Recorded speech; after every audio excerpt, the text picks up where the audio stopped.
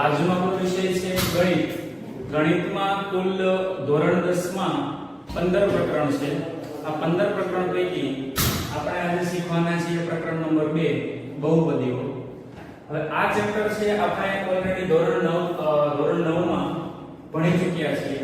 એ જ ચેપ્ટરનું ફરીવાર પુનરાવર્તન પ્લસ થોડું ઘણું એમાં પ્લસ કરીને આપણે આ પ્રકરણ શીખવાના છીએ.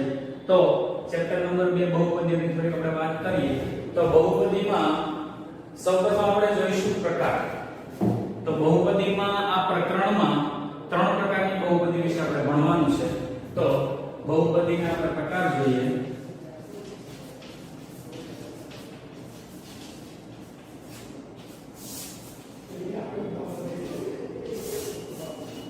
બહુપદીના મુખ્યત્વે 3 પ્રકાર છે જે ઘાતાંકને આધારે છે.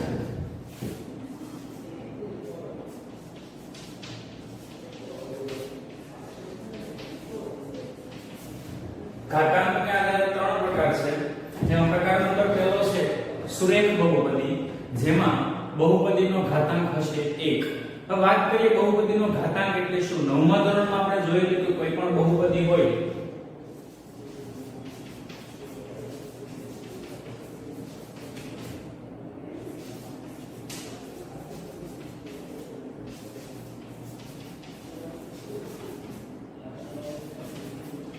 તો આ બધી બહુપદીના પ્રકાર છે. તો બહુપદીનો ઘાતાંક એટલે શું. તો બહુપદીમાં જે તે ચલ હોય, ચલને જે સૌથી મોટી ઘાતાંક હોય છે તેને કહેવાય બહુપદીનો ઘાતાંક. તો આ બહુપદીમાં સૌથી મોટી ઘાતાંક છે 3. તો બહુપદીનો ઘાતાંક થશે 3. આ બહુપદીમાં સૌથી મોટી ઘાતાંક છે 4. તો બહુપદીનો ઘાતાંક થશે 4. એમ જ આ બહુપદીમાં ઘાતાંક છે સૌથી મોટી 2 એટલે બહુપદીનો ઘાતાંક થશે 2. અને આ બહુપદીમાં ઘાતાંક છે 1 તો બહુપદીનો ઘાતાંક થશે 1. તો ઘાતાંકને આધારે બહુપદીના આપણે આ ચેપ્ટરમાં 3 પ્રકાર જોવાના છે. પ્રકાર નંબર 1 સુરેખ બહુપદી. સુરેખ બહુપદી એટલે એવી બહુપદી કે જેમાં બહુપદીમાં ચલનો ઘાતાંક હોય 1, મહત્તમ ઘાતાંક 1 હોય. પ્રકાર નંબર 2 છે તે જોવાનું છે આપણે દ્વિઘાત. દ્વિઘાત બહુપદી છે તેમાં પ્રકાર છે દ્વિઘાત બહુપદીમાં ઘાતાંક આવશે 2. અને પ્રકાર નંબર 3 કે જે બહુપદીનો ઘાતાંક 3 હોય તો તેની બહુપદીનો પ્રકાર થશે ત્રિઘાત બહુપદી. તો પ્રકાર નંબર 1 સુરેખ બહુપદી, પ્રકાર નંબર 2 દ્વિઘાત બહુપદી અને પ્રકાર નંબર 3 ત્રિઘાત બહુપદી. વાત કરીશું તો આમાં લખીએ આપણે કે બહુપદીનો ઘાતાંક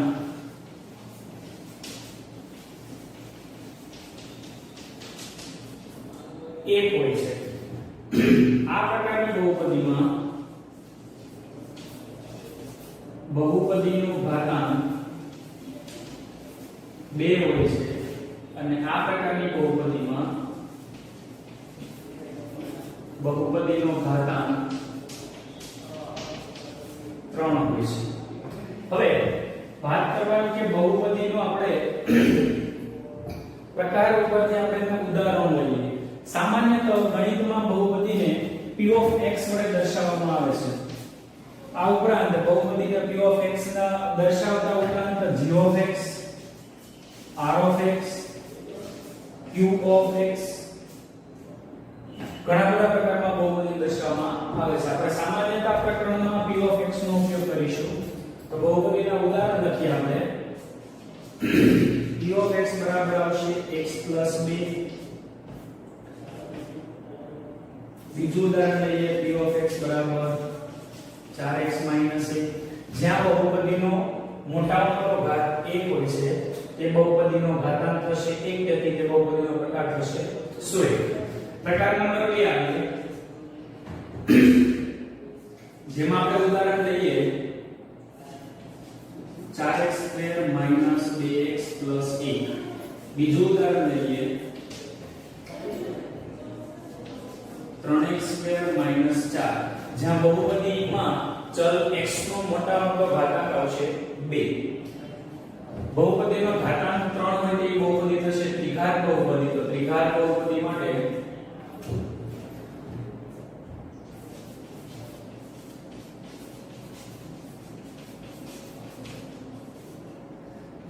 બીજું એક ઉદાહરણ લઈએ x³ + 1 તો જ્યાં બહુપદીનો ઘાતાંક 3 આવશે તે બહુપદી થશે ત્રિઘાત બહુપદી.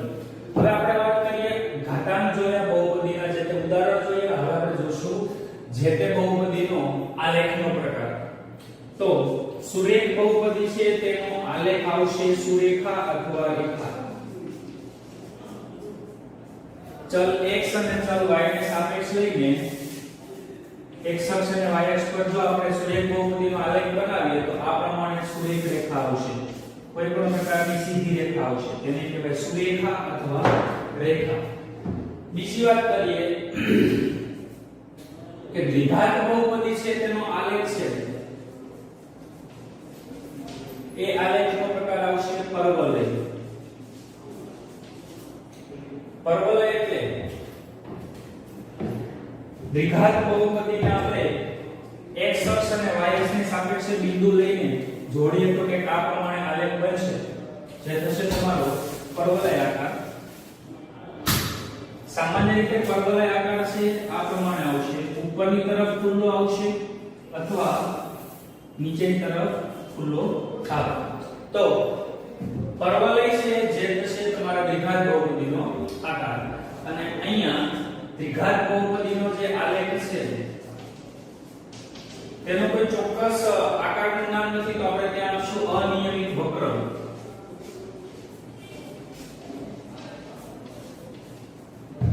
અનિયમિત વક્ર. નેક્સ્ટ ટોપિક માં વાત કરીએ તો શૂન્ય.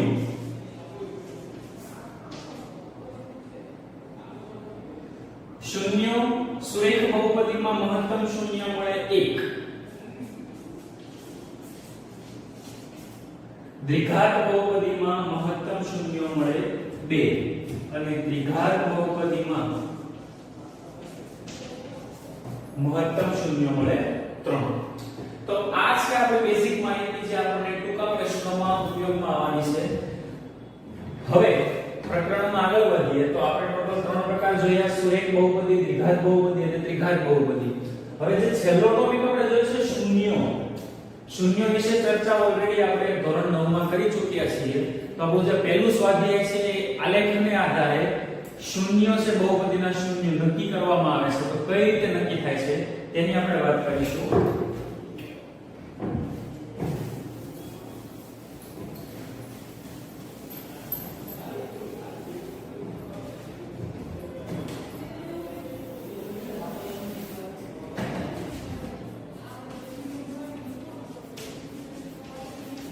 આપણો ટોપિક છે આલેખને આધારે બહુપદીના શૂન્યોની સંખ્યા.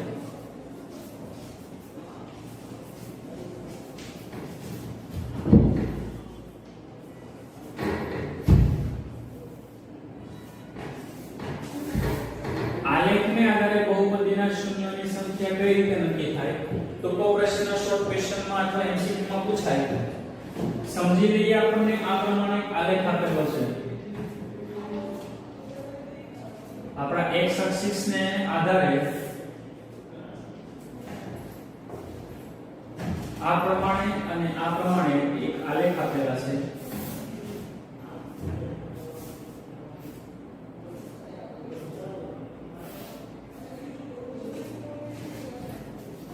એક આલેખ આ પ્રમાણે આપેલો છે, એક આલેખ આ પ્રમાણે આપેલો છે. આપણે જોઈએ તો બંને આલેખ છે એ રેખાના છે.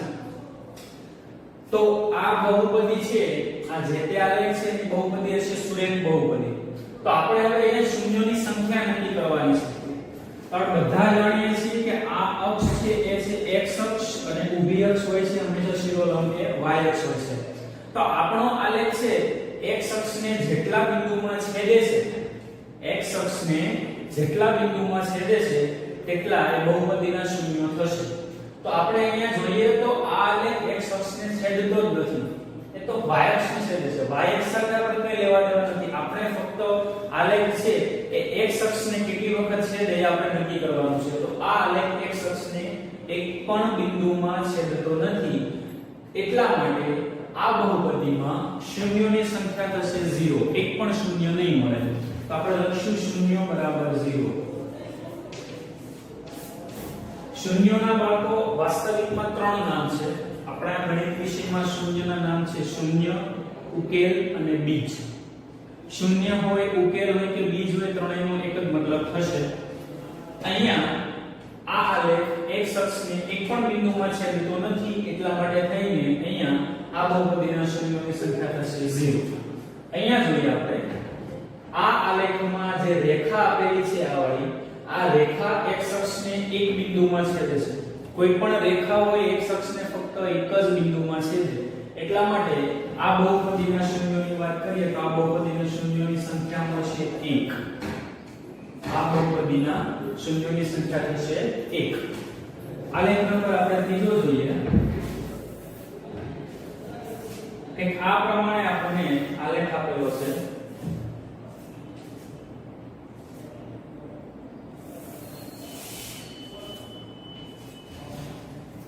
દેખીતી રીતે આલેખ આપણે અહીંયા જોયું કે આલેખ છે એ પરવલય આકારનો છે. ધેટ મીન્સ કે આલેખ છે એ દ્વિઘાત બહુપદી દ્વારા બનેલો છે.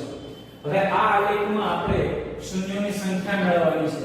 તો શૂન્યોની સંખ્યા મેળવવા માટે આપણે ફક્ત એક જ આધારને ધ્યાનમાં લેવાનો છે કે આપેલો આલેખ એક શખ્સને કેટલા બિંદુમાં છેદે છે. તો આ આલેખને આપણે ધ્યાનથી જોઈએ તો એક શખ્સને એક અહીંયા અને એક અહીંયા ટોટલ બે બિંદુમાં છેદે છે. એટલા માટે આ આલેખમાં આ બહુપદીમાં શૂન્યોની સંખ્યા થશે 2. અહીંયા આપણે લખીશું શૂન્ય બરાબર 2. એ જ રીતે આપણે બીજો એક આલેખ જોઈએ.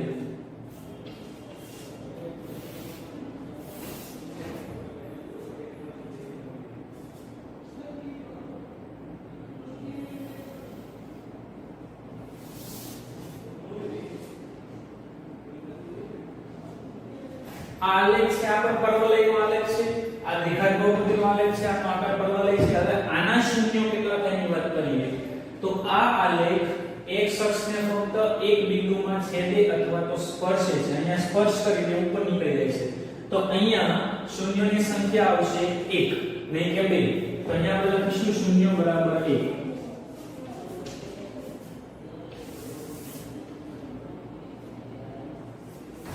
નેક્સ્ટ આવીશું આપણે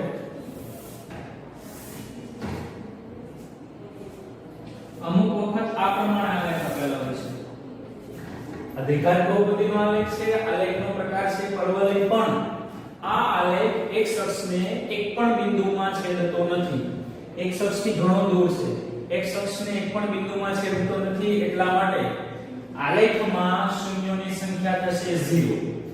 કારણ કે આપણો જે મેન આધાર હતો એ હતો કે આપણો આલેખ એક શખ્સને કેટલા બિંદુમાં છેદે છે. અહીંયા એક શખ્સને એક પણ બિંદુમાં છેદતો નથી, એટલા માટે આપણે એવું કહી શકીએ કે આલેખમાં જે બહુપદી છે એમાં શૂન્યોની સંખ્યા આવશે 0. તો અહીંયા આપણે લખીશું શૂન્ય બરાબર 0. નેક્સ્ટ આપણે એક આલેખ લઈએ.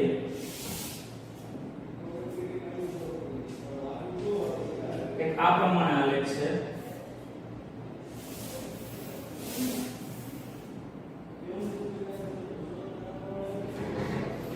અનિયમિત વક્ર છે એટલે ચોક્કસ કહી ન શકાય કે કયા પ્રકારની બહુપદીનો છે. આપણે ફક્ત અહીંયા શૂન્યોની વાત કરીએ તો આ એક શખ્સને કેટલા બિંદુમાં છેદે છે અથવા તો સ્પર્શે છે. તો અહીંયા આવશે 1 2 3 અને અહીંયા ટચ કરે છે, સ્પર્શ એટલે ટોટલ બિંદુ થશે 4. એટલે શૂન્યોની સંખ્યા આવશે 4.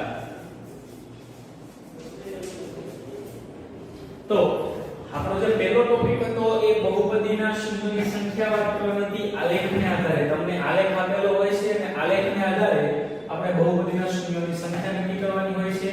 ખૂબ જ અગત્યનો પ્રશ્ન, વારંવાર પરીક્ષામાં આપણને શોર્ટ ક્વેશ્ચન સ્વરૂપે અથવા તો એમસીક્યુ સ્વરૂપે પૂછાય. આગળ આપણે નેક્સ્ટ ટોપિકમાં નેક્સ્ટ ટોપિક છે આપણો બહુપદીના શૂન્યો અને સહગુણકો વચ્ચે સંબંધ. તો આપણે પહેલા આ સમજી લઈએ સહગુણક એટલે શું. ઓલરેડી આપણે 8મા ધોરણથી ભણીએ છીએ સહગુણકોનું. તો સમજી લઈએ કોઈ બહુપદી આપેલી છે આપણને. તો જે તે પદ છે તેની પદની સાથે કોઈ એક વાસ્તવિક સંખ્યા જોડાયેલી છે. જે વાસ્તવિક સંખ્યા જોડાયેલી છે તેને કહેવાય જે તે પદનો સહગુણક. સમજી લઈએ કે આપણું પહેલું પદ છે x2 તો x2 ની સાથે કોઈ એક સંખ્યા જોડાયેલી છે અહીંયા અદ્રશ્ય સ્વરૂપે 1 જોડાયેલા છે તો x2 નો સહગુણક કહેવાશે 1 એવી જ રીતે x છે બીજું પદ તો x નો સહગુણક કહેવાય 4 અને આ છે અચળ પદ તો અચળ પદ એ પોતે જ પોતાનો સહગુણક છે એટલે ત્યાં કોઈ આપણે વધારે વિચાર કરવાની જરૂર નથી અચળ પદ આવે એટલે જે તે સંખ્યા મૂકી દેવાની બીજું લઈએ આપણે કે આ પ્રમાણે હોય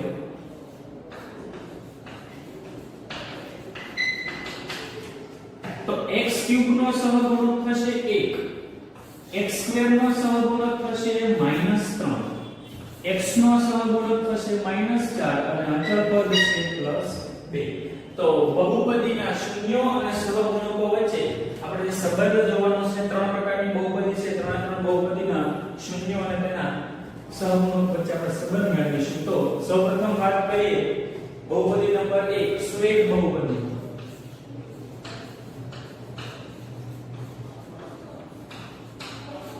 સુરેખ બહુપદી છે જેને આપણે વ્યાપક સ્વરૂપે p of x બરાબર ax b સ્વરૂપે લખીએ છીએ ax b જ્યાં x નો ઘાતાંક છે a તો સુરેખ બહુપદી p of x બરાબર ax b નું શૂન્ય સુરેખ બહુપદીનું શૂન્ય આવશે 1 તો સુરેખ બહુપદીનું શૂન્ય છે જેને આપણે સંજ્ઞા સ્વરૂપે કહીશું આલ્ફા આલ્ફા માટે સૂત્ર છે -b ના છેદમાં a સુરેખ બહુપદીનું શૂન્ય છે આલ્ફા આલ્ફાનું સૂત્ર આવશે આલ્ફા બરાબર -b ના છેદમાં a સુરેખ બહુપદીનું એક જ શૂન્ય છે એટલે તેના શૂન્યનો સહગુણક જો b જોઈએ તો b શું છે તો અહીંયા આપણે લખીશું બરાબર b એટલે અચળ પદ છેદમાં a એટલે થશે x નો સહગુણક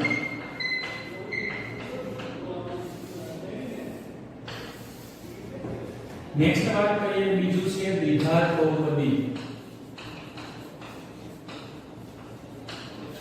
દ્વિઘાત બહુપદી છે p of x બરાબર તેનું વ્યાપક સ્વરૂપ છે ax² bx c ax² bx c દ્વિઘાત બહુપદીના બે શૂન્યો છે તો દ્વિઘાત બહુપદી p of x બરાબર ax² bx c ના શૂન્યો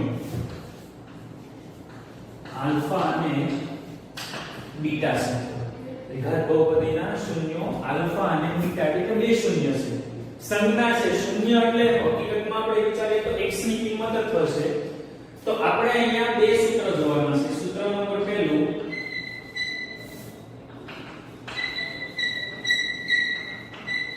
શૂન્યનો સરવાળો દ્વિઘાત બહુપદીના શૂન્યનો સરવાળો એટલે આલ્ફા બીટા તો આલ્ફા બીટા નું સૂત્ર આવશે -b ના છેદમાં a હવે વાત કરીએ આલ્ફા બીટા બરાબર -b ના છેદમાં a થાય તો આ કેસમાં b શું થશે તો b આવશે x નો સહગુણક ના છેદમાં a એટલે અહીંયા છે x² નો સહગુણક તો આ થશે આપણું સૂત્ર નંબર પહેલું દ્વિઘાત બહુપદી માટે શૂન્યનો સરવાળો નેક્સ્ટ સૂત્ર છે શૂન્યનો ગુણાકાર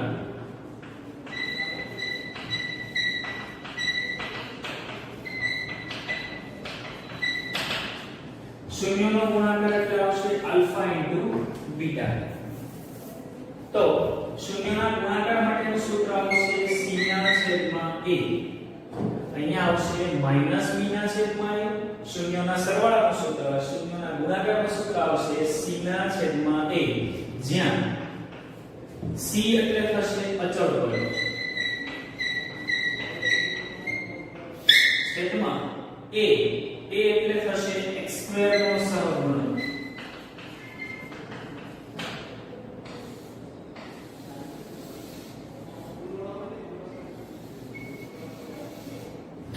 તો આ થયા દ્વિઘાત બહુપદી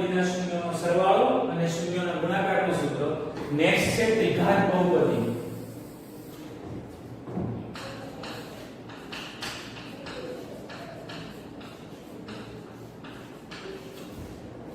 ત્રિઘાત બહુપદી છે એનું વ્યાપક સ્વરૂપ છે p of x બરાબર ax³ plus bx² plus cx plus d 3 ઘાત અને 4 પદ થશે. આ ત્રિઘાત બહુપદી છે એના શૂન્યો, ત્રિઘાત બહુપદીના શૂન્યો છે આલ્ફા, બીટા અને ગેમા છે. ગેમા અથવા ગામા, ગામાનું બંનેનું ઉચ્ચારણ આવશે ગેમા અથવા ગામા, આલ્ફા, બીટા અને ગેમા. તો અહીંયા ત્રિઘાત બહુપદીના શૂન્યો છે 3 આલ્ફા, બીટા અને ગેમા. તો ત્યાં આગળ આપણે 3 અલગ અલગ સૂત્રો જોવાના છે. પહેલું આવશે શૂન્યોનો સરવાળો. તો શૂન્યોનો સરવાળો એટલે આવશે alpha plus beta plus gamma. તો alpha plus beta plus gamma નું સૂત્ર આવશે માઈનસ b ના છેદમાં a. જેમ ત્રિઘાત બહુપદીના શૂન્યોના સરવાળાનું સૂત્ર હતું માઈનસ b ના છેદમાં a, અહીંયા આગળ પણ ત્રિઘાત બહુપદીના શૂન્યોના સરવાળાનું સૂત્ર આવશે માઈનસ b ના છેદમાં a. પણ આ કેસમાં માઈનસ b આપણે લઈએ તો b એ x² નો સહગુણક છે અને a કોણ છે તો a છે x³ નો સહગુણક. સંજ્ઞા સેમ આવશે પણ સંજ્ઞાનો જે અર્થ છે એ અલગ અલગ થશે. અહીંયા p x નો સહગુણક થતો તો ત્યાં x² નો સહગુણક થશે. તો સૂત્ર નંબર ત્રિઘાત બહુપદી માટે પહેલું શૂન્યોનો સરવાળો. સૂત્ર નંબર બીજો લઈએ. આ થોડુંક અલગ છે. બબ્બે શૂન્યોના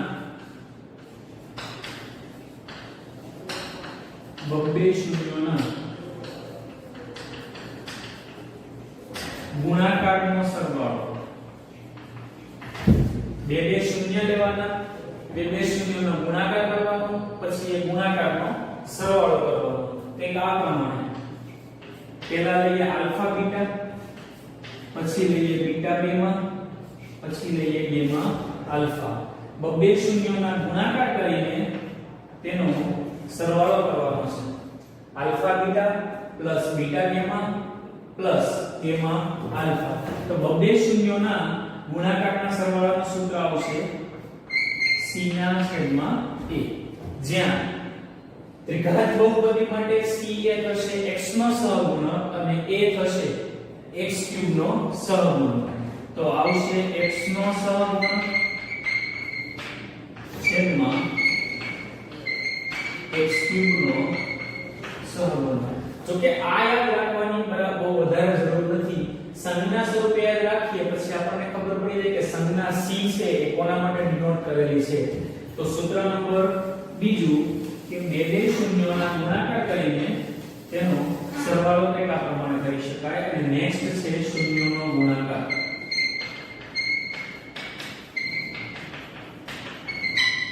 તો શૂન્યોના ગુણાકારની વાત કરીએ alpha beta gamma. Alpha beta gamma ત્રણ શૂન્યોનો એક સાથે ગુણાકાર કરવાનો છે. તો શૂન્યોના ગુણાકારનું સૂત્ર આવશે માઈનસ d ના છેદમાં a. જ્યાં d એ અચળ પદ છે તો લખીશું માઈનસ અચળ પદ છેદમાં x³ નો સહગુણક. તો આ થયું ત્રિઘાત બહુપદીના શૂન્યોનો ગુણાકાર. મિત્રો એક વસ્તુ નોટિસ કરીશું. આપણે ટોટલ 6 સૂત્ર જોયા છે. 6 સૂત્રમાં દરેકના છેદમાં આપણને a જોવા મળશે. પણ આ a છે એ અલગ અલગ જગ્યાએ અલગ અલગ સ્થાન પર આવેલું છે. અહીંયા a છે એ x નો સહગુણક હતો. ત્રિઘાત બહુપદીમાં x² નો સહગુણક થઈ ગયો. ત્રિઘાત બહુપદીમાં x³ નો સહગુણક થઈ ગયો છે.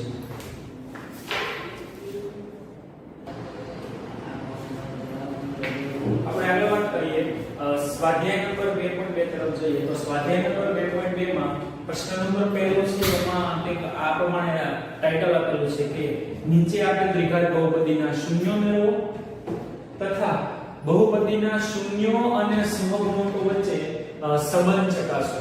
તો ટોટલ દાખલો બે ભાગમાં કરવાનો છે. પહેલા આપણે વાત કરવાની છે બહુપદીના શૂન્ય મેળવવાની. તો બહુપદીના શૂન્ય કઈ રીતે મળશે? તો અહીંયા આપણે રકમ લખેલી છે x2 2x 8. તો કોઈ પણ બહુપદીનું શૂન્ય મેળવવું હોય તો સૌપ્રથમ સ્ટેપ આવશે કે બહુપદી બરાબર 0 લેવાનું. તો આપણે વાત કરીએ x2 2x 8 બરાબર 0. હવે આ છે આપણી દ્વિઘાત બહુપદી. તો દ્વિઘાત બહુપદીના આપણે અવયવ પાડવાનું કામ છે એ 8મા ધોરણથી શીખીએ છીએ.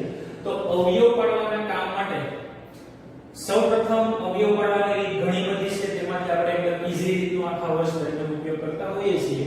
તો પહેલા અને છેલ્લા પદના જે સહગુણકોની સંખ્યા છે એ બંનેનો ગુણાકાર કરીશું. તો અહીંયા છે 1, અહીંયા છે 8.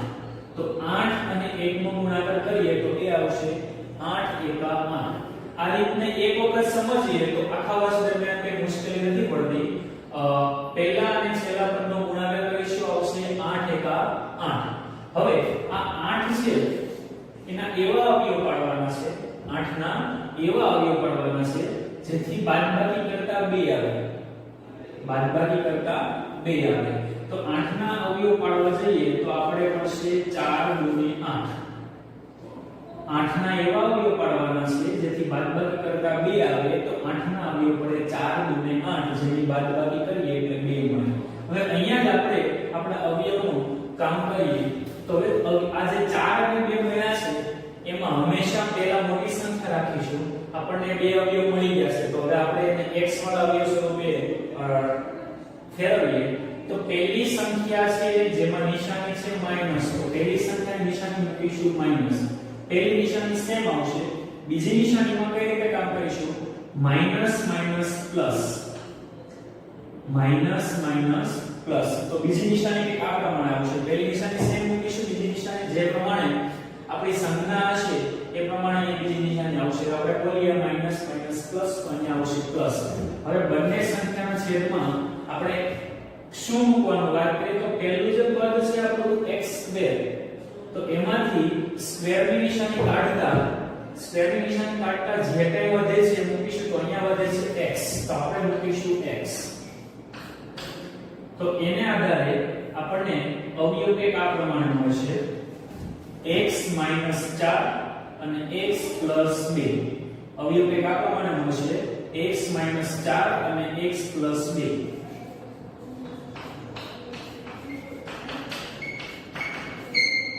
એક જ સ્ટેપમાં આપણે દ્વિઘાત બહુપદીના અવયવ મેળવી શકીએ છીએ. વર્ષથી પણ આપણે આવી રીતે ઉપયોગ કરવાના હોઈએ. હવે બહુપદીના શૂન્ય મેળવવાના છે. આપણે અવયવ મળી ગયા છે તો પ્રત્યેક અવયવ બરાબર 0 ની સરખામણી કરીશું. એટલે આપણને કંઈક આ પ્રમાણે અવયવ મળશે x - 4 બરાબર 0 અને x + 2 બરાબર 0.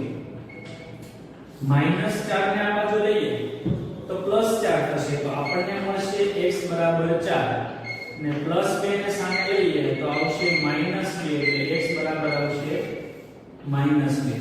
તો આપણને અહીંયા x ની કિંમત મળી 4 અને -2. તો 4 અને -2 એ છે આપણા બહુપદીના શૂન્ય. તો લખીશું કે માટે બહુપદીના શૂન્ય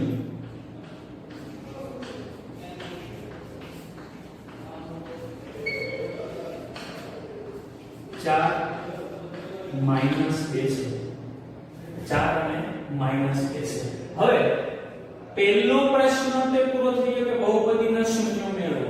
હવે વાત કરીએ બહુપદીના શૂન્ય અને સહગુણકો વચ્ચેનો સંબંધ. તો સહગુણકોનો સંબંધ ચકાસવો તો આપણે એક લેવું પડે બહુપદીના શૂન્યનો સરવાળો અને બીજું લેવું પડે બહુપદીના શૂન્યનો ગુણાકાર.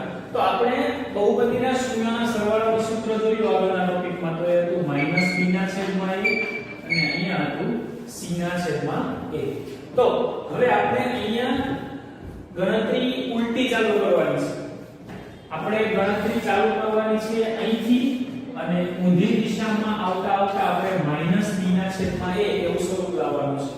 એ જ પ્રમાણે બહુપદીના શૂન્યનો ગુણાકાર કરીશું. અહીંથી સ્ટાર્ટ કરીશું અને આપણે c ના છેદમાં a સ્વરૂપ આવે એ પ્રમાણે લાવીશું કે આ પ્રમાણે. તો પહેલું આપણે કરીશું શૂન્યનો સરવાળો.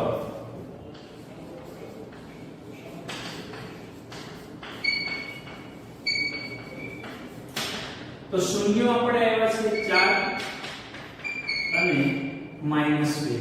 આપણે આ બંને શૂન્યનો સરવાળો કર્યો તો આપણે અહીંયા કૌંસ ખોલીએ તો 4 પ્લસ માઈનસ માઈનસ થશે 4 - 2 એટલે 2. હવે જવાબ એવો શૂન્યના સરવાળાનો 2 પણ આપણે સ્વરૂપ લાવવાનું છે -b ના છેદમાં a. તો આ માટે એક ટ્રીક યુઝ કરવી પડશે. એક લાઈન મૂકીને આપણે લખી દઈશું -b ના છેદમાં a. હવે આ -b ના છેદમાં a ને સ્વરૂપમાં આપણે ઉપર કિંમત લખીશું. તો પહેલા આપણે લખીશું માઈનસ. હવે આપણી બહુપદીમાં b જગ્યા પર આવેલો છે -2. તો આપણે અહીં લખીશું -2 ના છેદમાં a. તો a એટલે છે આપણો x² નો સહગુણક 1.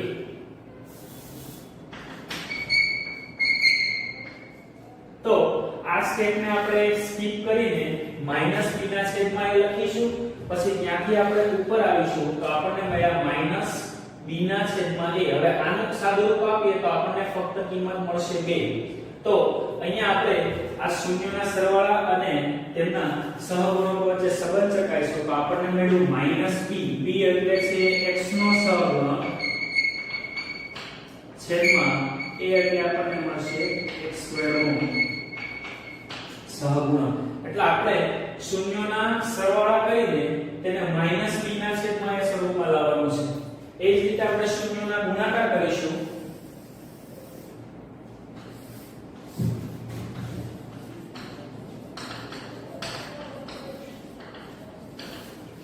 તો શૂન્યના ગુણાકારમાં આપણે શૂન્ય છે 4 અને -2. તો પ્લસ માઈનસ માઈનસ 4 ગુણ્યા આવશે 8.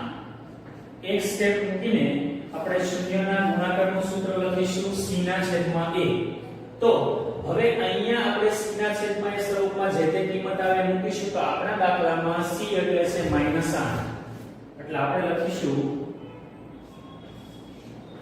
છેદમાં a એટલે આવશે x² નો સહગુણક 1.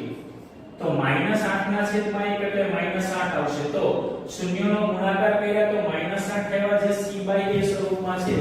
તો આપણે લખીએ કે શૂન્યનો ગુણાકાર છે એ c ના છેદમાં a એટલે કે અચળ પદના છેદમાં x² નો સહગુણક સ્વરૂપે આવે છે. તો દરેક દાખલામાં જ્યારે આપણને શૂન્યો અને સહગુણક વચ્ચે સંબંધ ચકાસવાનું કહેશે ત્યારે શૂન્યોના સરવાળા અને ગુણાકાર કરીને એના સરવાળા અને ગુણાકારના સૂત્ર સ્વરૂપે આપણે દર્શાવવાનું રહેશે. નેક્સ્ટ દાખલા નંબર 2 છે 4a² - 4s + a 1. તો આ બહુપદીમાં ચલ છે s. ચલ s હોય કે ચલ x હોય, બહુપદીના જે દાખલા ગણવાની રીત છે એમાં કોઈ ફેરફાર થતો નથી. તો આ બહુપદીનો આપણો પહેલો જે સ્ટેપ છે એ છે બહુપદીના શૂન્ય મેળવવા. તો શૂન્ય મેળવવા માટે આપણે જોયેલું આગળની રકમમાં કે જે તે બહુપદી બરાબર 0 લેવાના. તો બહુપદી બરાબર આપણે પહેલા લઈશું 0. તો 4s² - 4s + 1 બરાબર 0. હવે આ બહુપદીમાં આપણે અવયવ પાડવા પડશે. તો મેં વાત કરેલી કે પહેલા અને છેલ્લા પદમાં જે સંખ્યા છે એનો ગુણાકાર કરીશું. તો પહેલા છેલ્લા પદનો ગુણાકાર કરવાનો. તો એ આવશે 4 અને અહીંયા છે 1. તો એ આવશે 4 એકા 4. 4 એકા 4. આપણને સંખ્યા મળી 4. હવે 4 ના એવા અવયવ પાડીશું કે સરવાળો કરતા 4. 4 ના એવા અવયવ પાડીશું કે સરવાળો કરતા 4 આવે તો એ આવશે 2 દુને 4. 2 દુને 4 અને 2 ને 2 4.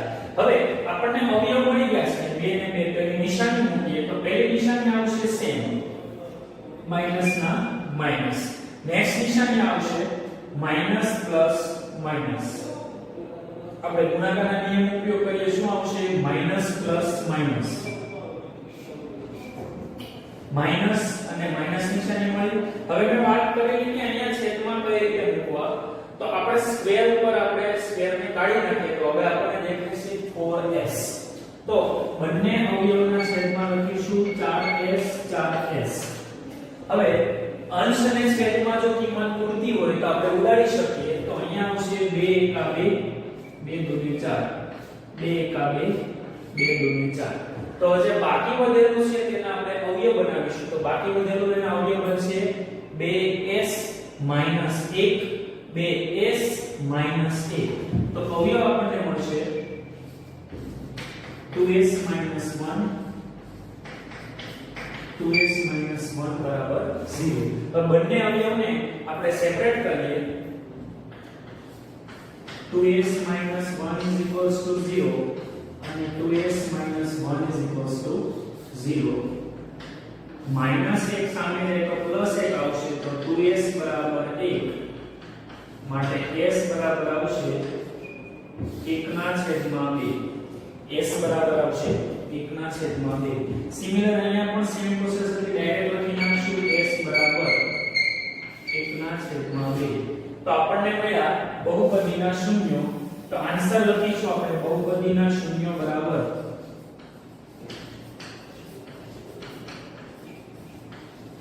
બહુપદીના શૂન્યો 1 ના છેદમાં 2 1 ના છેદમાં 2 છે બહુપદીના શૂન્યો આપણને મળી ચૂક્યા છે હવે આપણે વાત કરીશું બહુપદીના શૂન્યો અને તેના સહગુણકો વચ્ચે સંબંધ ચકાસવાનો તો બહુપદીના શૂન્યો મળ્યા પછી આપણે પહેલો શૂન્યોનો સરવાળો તો અહીંયા કરીશું આપણે શૂન્યોનો સરવાળો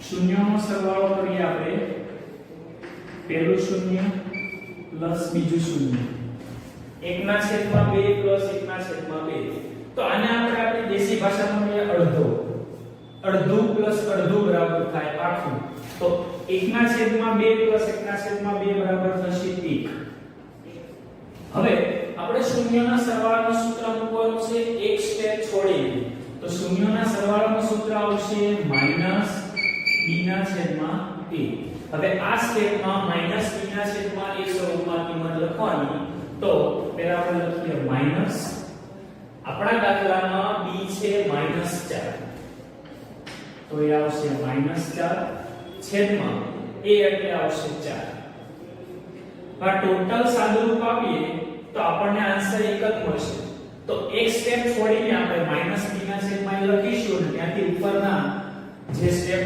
છોડેલું છે ત્યાં આપણે -b ના છેદમાં a ની કિંમત લખીશું તો આપણને શૂન્યનો સરવાળો કરતા સ્વરૂપ મળે છે -b ના છેદમાં a જે -b એટલે છે x નો સહગુણક અને a છે x² નો સહગુણક નેક્સ્ટ આવીશું શૂન્યનો ગુણાકાર